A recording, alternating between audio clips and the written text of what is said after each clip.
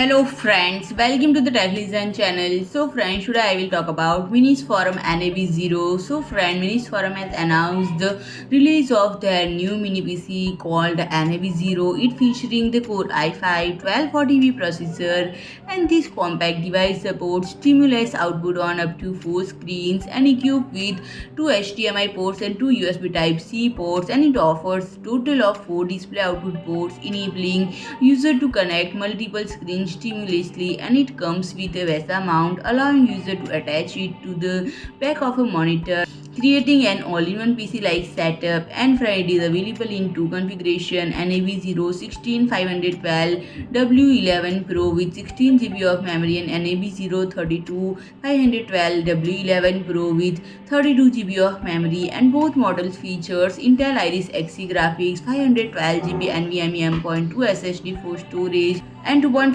Gigabit LAN into 2 Wi-Fi 6 and Bluetooth 5.2 for networking. And friend, it is compact and lightweight, and it comes pre-installed with Windows 11 Pro. So friend, if you like my video, please do like, share and comment, and don't forget to subscribe my channel and press the bell icon.